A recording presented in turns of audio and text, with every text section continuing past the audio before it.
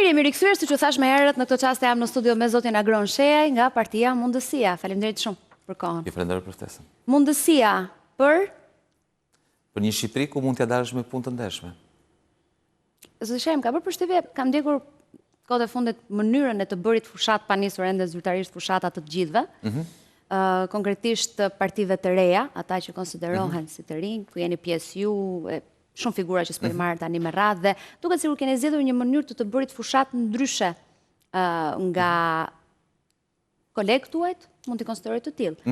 Ndryshe nga konkurrent, ndryshe nga rival tuajt. Dhe shpeshherë kam pasur përplasjes do i quaj apo komente të ndryshme me zotin Adriatik Lapaj në studio dhe e kam konsideruar pak populist në mënyrën e të bërit fushat të tij.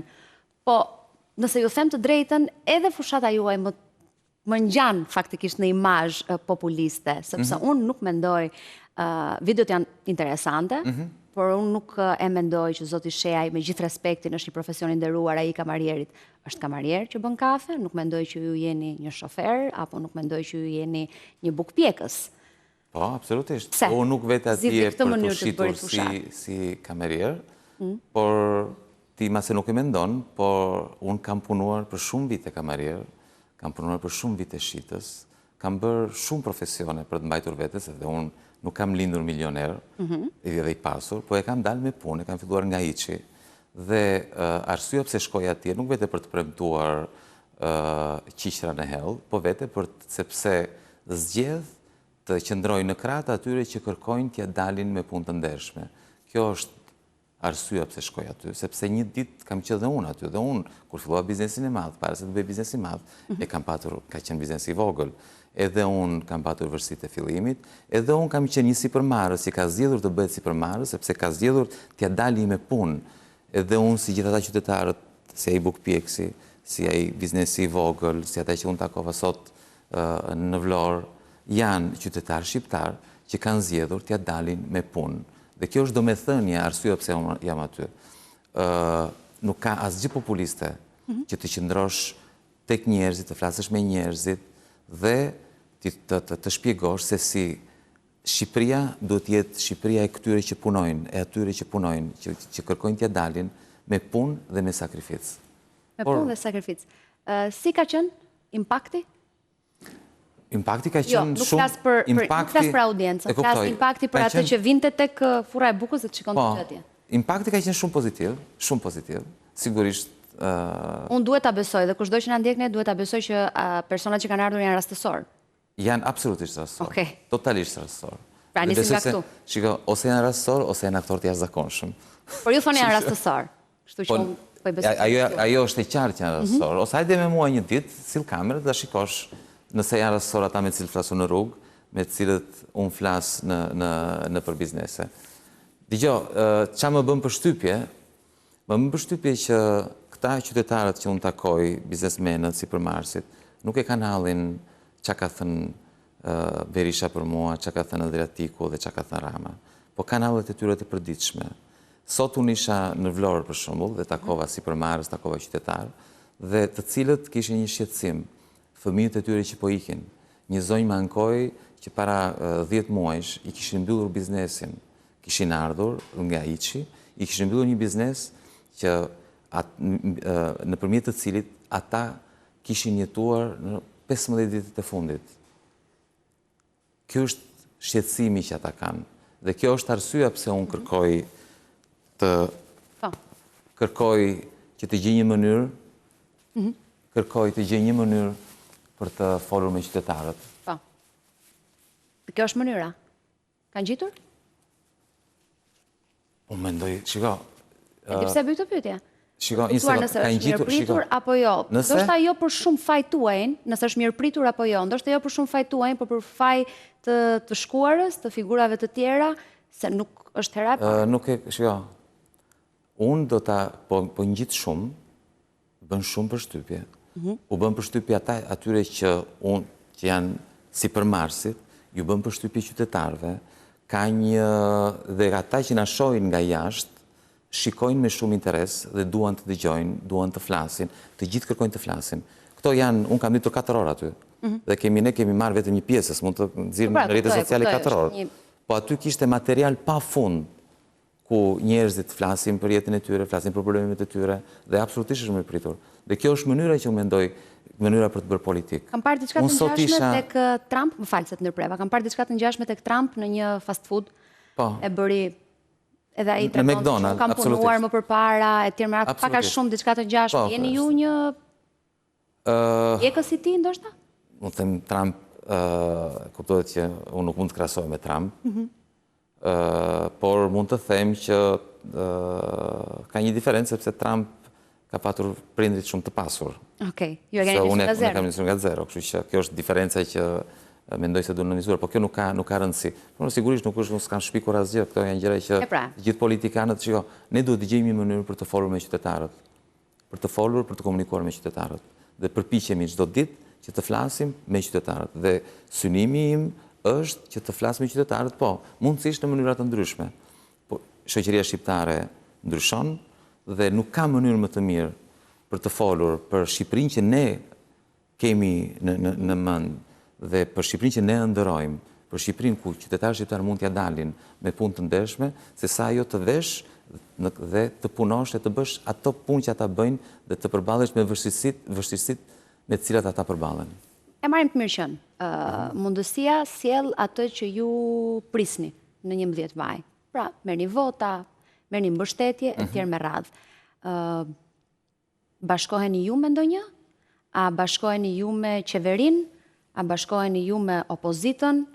Pra, ku drejtohet mundësia në këtë radhë? Ne nuk bashkohemi me asnjë. Pyetje, sepse kam dëgjuar edhe mënyrën ironike që ju i përgjigjeni stafit tuaj që buzëqeshej u thot në video, po thonë që do bashkoheni me Ramën.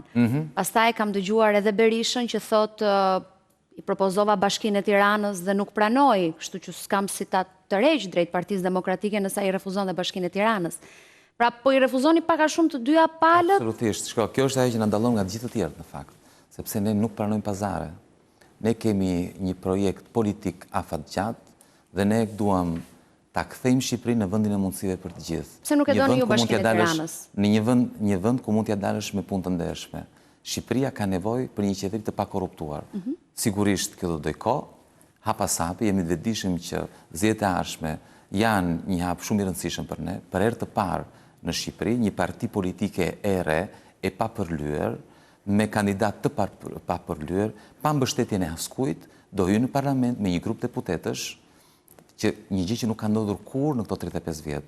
Dhe ajo që unë kam bërë në parlament në këto 8 vjet, duke u përplasur me lloj-lloj të korruptuarish, deputet, ministra, Edi Rama vet, atë që unë kam bërë vetëm, do ta bëjmë, do jemi një grup deputetësh dhe do vazhdojmë të bëjmë punën tonë në interes të qytetarëve shqiptarë dhe jo në interesin tonë personal. Si ishte joja që i thatë Berishës kur i propozoi Bashkinë e Tiranës? Sa je tregoj pak a shumë bisedën, po. Do të dëgjoj variantin tuaj. Si ishte joja, çfarë thotë? Si ishte refuzimi?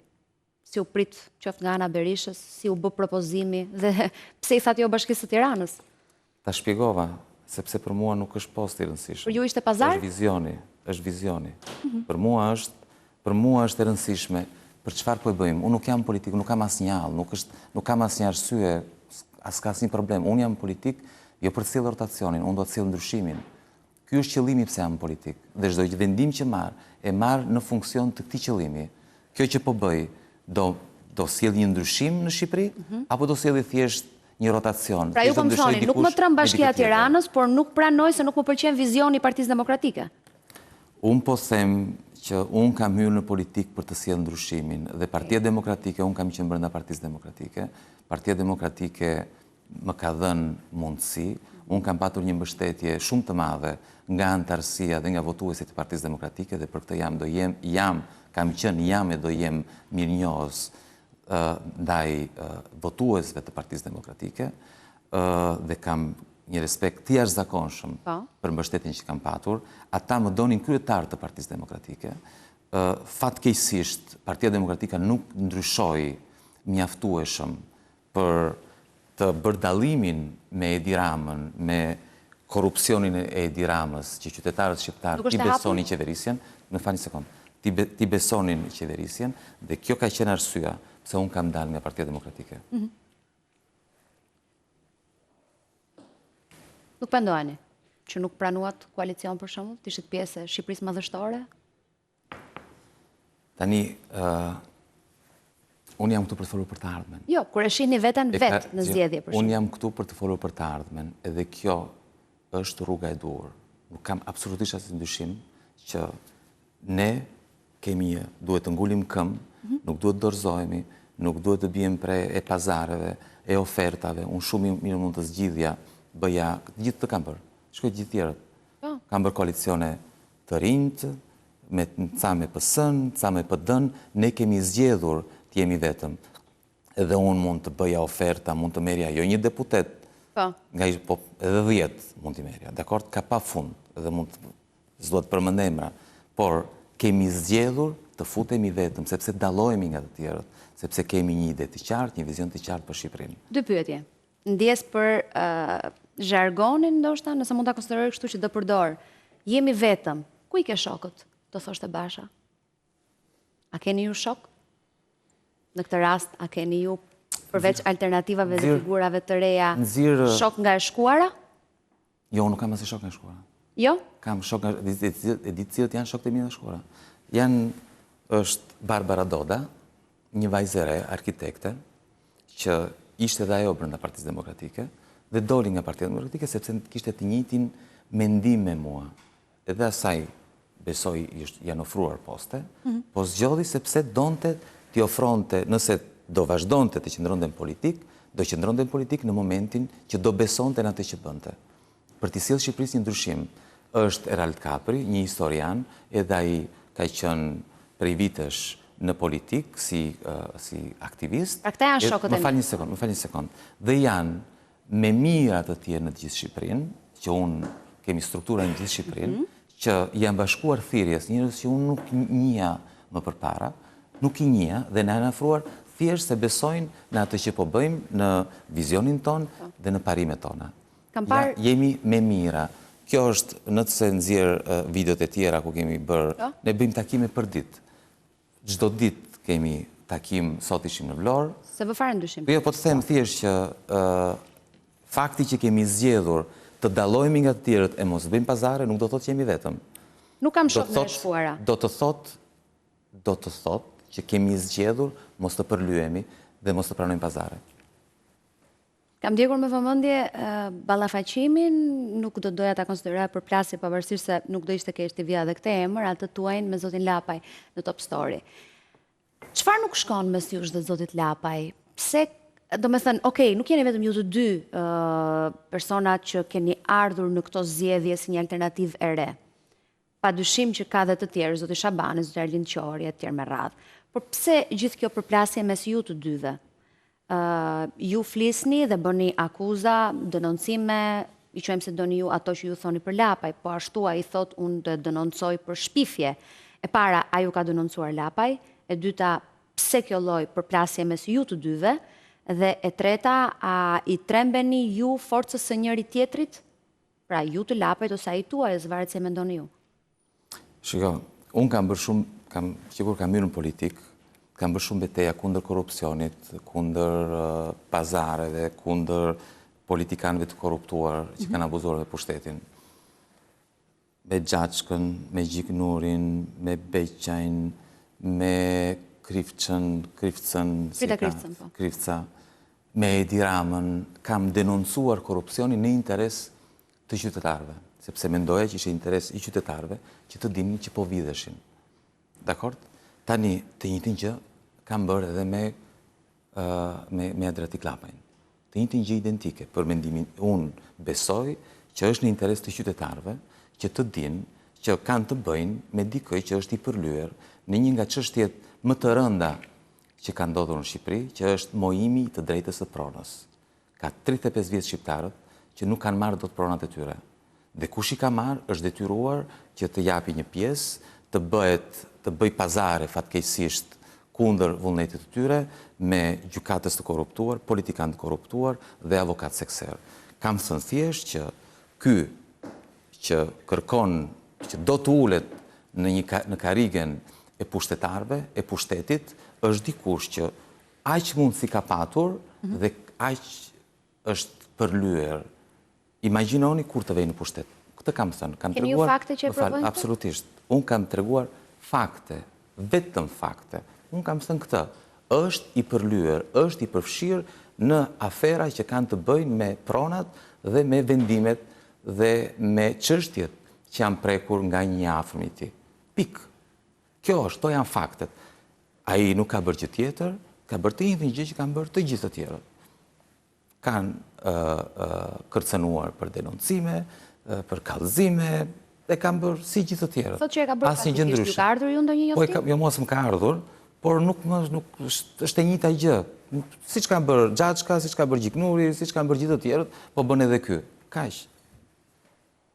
Për shokët, po ja marr bashkës por çdo fjalën të Lapajt, keni ndonjë mendim për zotin Shabani për shembull? Janë në drejtën e tyre. Po ishini si rival. Në asnjë moment nuk është se keni menduar për shembull të bashkoni forcat me dikë? Po nuk atëherë, pikërisht kjo na dallon. Pikërisht kjo na dallon. Ne nuk jemi të gatshëm të bëjmë pazare me lloj-lloj politikanësh, vetëm për të rritur shanset tona për të shtuar numrin e deputetëve në parlament. Ne kjo na dallon. Ne nuk bëjmë pazare me askënd.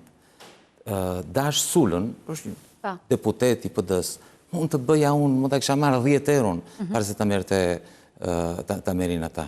Po ne kemi vendosur mos të bëjmë pazare. Kjo na dallon nga të tjerët dhe këtë i ofrojmë shqiptarëve. E dim që kjo do kërkoj më shumë kohë, por jemi të bindur që gjërat e mëdha bëhen hapasapi.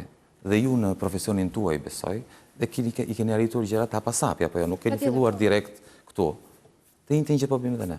Hapasapi, jeta na ka treguar që punët e mira bëjnë hapasapi. Ne jetim në Shqipëri edhe teksa ju dëgjoj që flisni, po duke edhe ju njohur si politikan në momentin që jeni bërë pjesë edhe e parlamentit, natyrshëm më vjen t'ju pyes, a ju dëmton të qenurit i pasur? Mua dëmtoj? Pse dëmtoj? Mund të dëmtoj tipit? Absolutisht jo. Të jap votën një të pasurit? Po pse mos të japësh votën një të pasurit? Mos më dëmton, përkundrazi, mua më jep lirinë. Unë jam më i lirë duke mos u varur nga askush, duke mos i shtrirë dorën askujt për fondet që duhen për të mbajtur dhe për fushatën elektorale. Kjo më jep mundësinë që askush mos më thotë shikos, këtë gjë nuk mund ta thuash, këtë gjë nuk mund ta denoncosh, sepse të kam dhënë lek. Mua kjo më jep vetëm liri, absolutisht, pikërisht, tamam. Keni pasur përplasje? Unë nuk blihem dhe Partia Mundësia nuk blihet. Keni pasur përplasje e para, meqense po flisnim për çështjen financiare dhe për ta kaluar si them, fushatën tuaj e mbuloni të gjithën vet? Totalisht. Okej, pra nuk është se ka, po themi, antar të partisë që kontribuojnë e tjerë me radhë. Tani, shiko, një fushat elektorale, përflas për pjesën më të madhe, por çdo mbështetës i Partisë Mundësia, çdo kandidati i Partisë Mundësia në aktivitetin e tij të përditshëm ka kosto që nuk është se vinë dhe thotë shiko se më duhen kaq. Shumë prej tyre dhe në fakt unë përftoj nga rasti që të them dhe ta korrigjoj në një farë mënyrë, unë nuk jam i vetmi në këtë kuptim, sepse ka dhe shumë mbështetës të tjerë që japin kohën e tyre, japin edhe paguajnë naftën apo ndonjë shpenzim të tjetër që kërkon fushat aktiviteti politik. Përgjithsesi jeni juaj që merrni me pjesën, po themi, më thelbësore dhe më gjerë. Absolutisht. Kryeministri Rama, keni pasur përplasje me të në parlament, të ashpra, madje ai ka shkuar deri aty sa është diskutuar shpeshherë, nuk do doja t'i kthesha faktikisht të shkuarës me mbylljen e një biznesi tuaj, problematika, ju keni bërë denoncime. Unë biznes problematik, jo.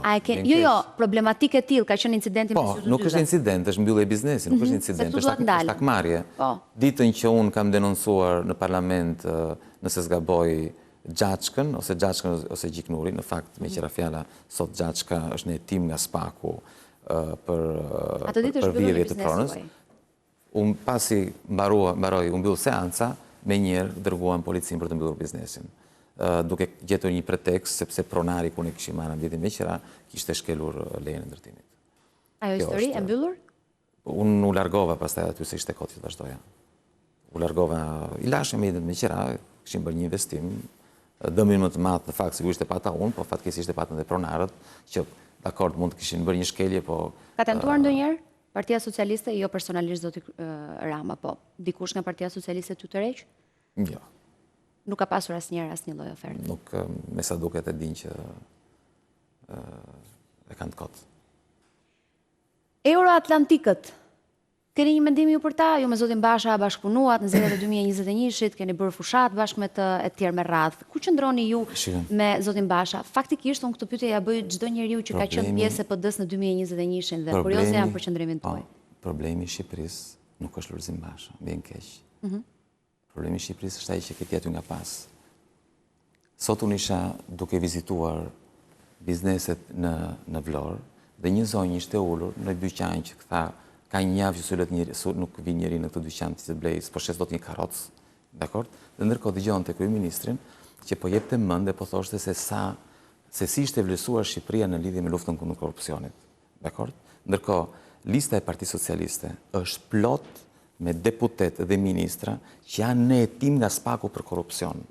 Kupton? Partia Socialiste do t'i bëj deputet njerëz që janë në hetim nga spaku për korrupsion dhe ata kanë vjedhur se i ka vendosur ky. I ka vendosur ky në ato poste. Dikë që spaku heton se ka vjedhur, ky e merr e thotë jo do ta çojmë prapë në parlament. Dakord? Ky fondet që mori nga Bashkimi Evropian, Bashkimi Evropian i dha 130 milionë euro fonde, nga të cilat këto duhet thjesht t'i merrte dhe t'i çonte fermerëve. Ky ç'a bëri? Mori 30 parat, në vend që t'u jepte fermerëve, i ndau me miqtë e vet, me kryetar bashkie, të afërmit e tyre, të afërmit të ministrave, po i Pardit, pikërisht. 30 milionë euro. Sa Bashkimi Evropian i tha, stop, ke vjedhur 30 milion, 100 nuk ta jap, dhe jo vetëm s'ta jap 100, po duhet na kthesh ato 30-ën. E di ku është ministra përgjegjëse për atë gjë? E di ku është? E mbron Edi Rama në kryeministri. E ka këshilltare. Tani, më fal, në këtë gjendje ku çdo qytetar që unë takova sot në Vlorë, shqetësimi i tyre ishte po më ikin fëmijët, po na ikin fëmijët dhe ne do të diskutojmë për Lulzim Bashën? Lutem tani. Do të diskutojmë për Lulzim Bashën? Do doja për Lulzim Basha është një ish miki juaj? Mund ta konsideroj atë një ish mik? Lutem. Ish miki juaj, një person që keni bërë fushat elektorale në 2021-shin. Flasim për Shqipërinë. Po pra, për Shqipërinë, po. Flasim për Shqipërinë. Pjesës së shkuarës. Askush. Flasim për Shqipërinë. Nuk e harron të shkuarën. Flasim për Shqipërinë. Okej. Është një pjesë. Flasim për shqiptarët. E karrierës. Do flasim për të shkuarën. Po, do flasim pas diasporës. Do flasim për Sajmir Tahirin, do flasim për Ametaj, do flasim për Erion Veliajin që është në Burg. Siç është Erion Veliaj, Sajmir Tahiri e të tjerë e shkuara e Ramës, Basha është pjesë e shkuarës tuaj. Tani, dëgjoj, çfarë është e rëndësishme për shqiptarët për të ardhmen? Flasim, nuk kam asnjë problem, mund të rrim këtu sa duash ti flasim për shkuar. Sa të duash. Por thjesht këtë kohë, të lutem, këtë kohë, hajde flasim për të ardhmen, hajde flasim për problemet e shqiptarëve, hajde flasim për çështjen shqiptarët. Lulzim Basha është i papërfillshëm, po humbis një kohë kot. Dhe është i papërfillshëm, vetëm ti merresh, më fal që ta them. Vetëm ne po flasim, s'let njëri për Basha. Është i papërfillshëm. Hajde, flasim. Jo, më vjen çudi që ju komentoni kështu një person. Po jo, më është e vërtet. Po është e vërtet. 4 vite më parë. Do thotë gjë është realitet. Jo, dakor, në rast se ju i keni fshirë të gjithë miqt që keni pasur më përpara. Shokët pra shokët. Brenda Partisë Demokratike, unë kam qenë vetmi që ka thënë duhet të shohim përpara dhe Lulzim Basha duhet të iki. Askush nuk e mori atë hap. U bën të gjithë me atë. Nuk kam asnjë kompleks unë për të gjë. Zero. Jeni nga të parë që keni ikur. Unë jam i pari, po si nga të parë. Ju e dini që ju kam qenë kandidat Lulzim Bashës në 2021 kundër të gjithëve. Tani çfarë më thua se ka ndonjë kompleks të flas për Lulzim Bashën? Jo, komplekse jo, po do të lutesha për të gjithë emrat edhe institucionet që do përmend në vijim, shumë shkurt. Jo me një fjalë, po ndoshta një fjali apo dy. Diaspora, sa e rëndësishme? Diaspora është shumë e rëndësishme, shumë e rëndësishme. Dhe uroj që diaspora të kuptojë që nuk ka ikur nga Shqipëria, ka ikur nga këta, ka ikur nga ai atje. Kanë ikur nga politikanët e korruptuar, nga Shqipëria. Nuk ikën njëri nga Shqipëria, ikin nga politikanët e korruptuar. Spaku. Spaku është thelbësor për të ardhmen, drejtësia është thelbësore për të ardhmen në Shqipërisë. Spaku sigurisht nuk është perfekt, s'ka si të jetë perfekt, por Spaku është e pamohueshme që po bën një gjë historike që s'ka ndodhur kurrë në Shqipëri, po luftohet korrupsioni. Askush nuk e imagjinonte që kryetari i bashkisë, krau i djadh i Edi Ramës, do merrej në zyrën e tij dhe do të çojë në Burg. Askush nuk e imagjinonte një gjë të tillë. Në Shqipëri, se jashtë është normalitet që kush është i korruptuar, shko në burg, pas kush nuk e imagjinonte në Shqipëri. Dhe ky është një fakt i pamohueshëm për të gjithë ata që mendojnë që mund të thonë, ja po, duhet të arrestonte edhe këtë, duhet të arrestonte më përpara, duhet të arrestonte jo për këtë, po për këtë gjë tjetër. Fakti është që SPAK-u po bën historinë e drejtësisë së Shqipërisë. Dhe shumë e rëndësishme që drejtësia të ketë mundësi të vazhdojë të luftojë korrupsionin. Është jetike për Shqipërinë dhe zgjedhjet e 11 majit janë dy herë të rëndësishme. Sepse jo vetëm që qytetarët shqiptar kanë mundësinë të zgjedhin ndryshimin, dakord, por kanë mundësinë të zgjedhin me kë janë me luftën kundër korrupsionit apo me ata që do luftojnë drejtësinë, sepse këta e kanë thënë vetë, Edi Rama vetë tha, në datën 12 maj, na votoni, se në datën 12 maj, ne do të risjellim drejtësinë në binarët e kushtetueshmërisë. Vetë Edi Rama ka thënë që ata janë si drejtësia në kohën e komunizmit. Ka përgjime dhe telefonata dhe mesazhe të përfaqësuesve të majorancës që shprehimisht thonë do kapim SPAK-un. Ka përfaqësues të majorancës që kanë sulmuar shprehimisht, jo me këto kanë dalë për media, nuk Okej, po thonë këto që dim ne. Po që dinë gjithë, Ka pa fund deklarata të përfaqësuesve të Partisë Socialiste që kanë mbrojtur Erion Veliajn dhe kanë sulmuar SPAK-un. Ke një manifestim kundër SPAK-ut të organizuar nga Partia Socialiste, kundër SPAK-ut kanë bllokuar furgonin e policisë për të mbrojtur Erion Veliajn. Po. Një koment për ta. Amerikanët, marrëdhëniet me Shtetet e Bashkuara të Amerikës. Marrëdhëniet me Shtetet e Bashkuara të Amerikës janë, çfarë mund të themi, Shqipëria është një nga vendet më pro-amerikane, shqyr zotit. BE-ja? Shiko, edhe Shtetet e Bashkuara të Amerikës, edhe Bashkimi Evropian kuptohet, bashkëpunimi me ta është thelbësor për të ardhmen e Shqipërisë. Por ne duhet të jemi të vetëdijshëm për një gjë. Ata mund të ndihmojnë, por nuk mjaftojnë. Të ardhmen e Shqipërisë e ka në dorë shqiptarët me votën e tyre. Nuk e pyes pa qëllim për BE-n, sepse një nga sloganet kryesore të qeverisë, Partisë Socialiste në këtë rast, është hym në Bashkimin Evropian bashkë. Kush nuk e do hyrjen në Bashkimin Evropian? E para. Ka shqiptar që nuk do hyrjen në Bashkimin Evropian? Një. Kush e pengon hyrjen në Bashkimin Evropian? Keni para ato kushtet që ka vënë Bashkimi Evropian? Cilat janë kushtet? Korrupsioni, e para. Kush po e vjedh Shqipërinë? Unë po e vjedh Shqipërinë. Tani, e kuptoni sa absurde është? Ky thot do ta fusin Bashkimin Evropian. Ata vodhën paratë e Bashkimit Evropian. Ata vodhën, po vjedhin paratë e qytetarëve shqiptarë dhe Bashkimi Evropian i thot, nëse vjedhni paratë e qytetarëve shqiptarë, nuk mund të hyni në Bashkimin Evropian. Dakor, edhe këtë kanë ngritur një fushat elektorale ku thot do ta fusin në Shqipëri Bashkimin Evropian, kur është pengesa kryesore pse Shqipëria nuk hyn në Bashkimin Evropian. Kanë vjedhur paratë e taksapaguesve evropian.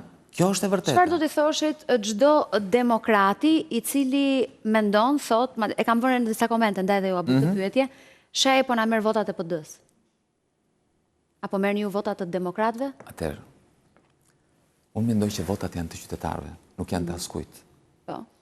Dhe unë jam i vetëdijshëm që ka, po tregoj një djalë i ri, një demokrat, më ndaloj, isha në New York në një nga këto turet që bën takimet që bëra me diasporën, me që përfësim për diasporën. Dhe mu afrua një djalë i ri dhe më tha, Agron tha do të bëj një foto me ty, të mbështes, këto gjërat që ndodhin, shqyr zotit ndodhin shpesh. Dhe unë postova në rrjetet sociale foton me këtë djalin. Tek postimi im komentoi babajti dhe i thoshte, bir i babajt, ne jemi demokrat, Agronin e kemi mbështetur, por ne mbështesim legjendarin Sali Berisha. Pra si jemi më me të? Ç'ke bërë? Ç'na bërë?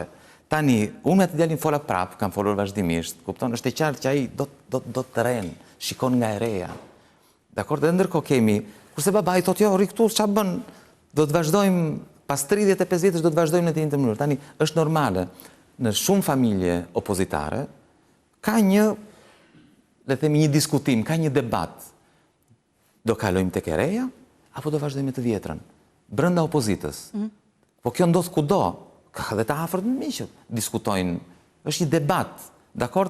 Unë ju them të gjithëve, i them e gjë e parë i them prindërve, lërini fëmijët që të votojnë. Jo të votojnë këtë duan, po të votojnë për të ardhmen. Lërini të votojnë për të ardhmen, jo vetëm kaq. Po u them edhe prindërve, ore votoni për fëmijët tuaj, sepse Sali Berisha ka patur 2 herë mundësinë ta qeverisi këtë vend. bëri ai sa mundi. Bëri gjërat mira, bëri gjërat këqija. Më fal një sekond. Bëri gjërat mira dhe bëri gjërat këqija. Po ka ardhur momenti të shohim nga e ardhmja. Tani prindrit tan dhe gjyshrit tan, normale që e kanë të vështirë të kalojnë tek e ardhmja. Unë edhe vet i mat kur i thash baba, shiko se mund të bani një shtëpi më të madhe, më të mirë, baba im tha, po mirë jemi në këtë shtëpi tani. Çe duam atë tjetrën.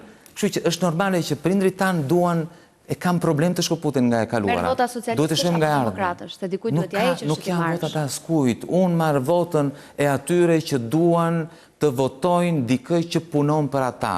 Duan të votojnë, se dërgoj shpesh, jo po ti më tha dikush je i pa provuar, po unë e para jam provuar, në jetën time unë jam provuar, dhe kam dhënë prova se sa di të bëj, se si di të punoj në mënyrë të ndershme, dhe se si di të punoj edhe për të tjerët, dakord? Por ata të provuarit për të cilën flasin, e kemi provuar nuk kanë sjell asgjë, nuk i kanë dhënë asgjë shqiptarëve. Dhe dikush që nuk ka bërë gjë një herë, nuk ka bërë ose nuk ka bërë mjaftueshëm një herë, nuk ka bërë mjaftueshëm dy herë, për çfarë arsye duhet të vazhdojë? Apo i djathtë? T'japi mundsinë. Po i djathtë, absolutisht i djathtë. Çudit kjo pyetje, po shumë mirë, falenderoj se qoftë ta sqarojmë për ata që nuk e dinë. Unë nuk bëj asnjë pyetje pas një lloj tendence ose indicie. Absolutisht. I djathtë, ne besojmë se i djathtë si origjinë, i djathtë, më fal, vetëm ta mbaroj. Jo, më fal vetëm për krahasimin. I djathtë o Berisha që janë, pra do të kuptoj çfarë lloj i djathtë. Ta shpjegoj unë, dëgjoj. Thelbi se nuk patëm mundësi të flasim për programin tonë edhe për si do të pyes për programin. Po. I djathtë si origjinë dhe në bindje. Po të shikosh, ne jemi e vetmja forcë politike që ka një program të djathtë që do të thotë një shtet më i vogël, një administratë që kushton më pak, më shumë liri për qytetarët dhe t'i heqim qytetarëve shtetin nga kurrizi, ta lëm biznesin që të rritet. Kjo është ajo që ne mendojmë. Një shtet më i vogël dhe më shumë liri për individët.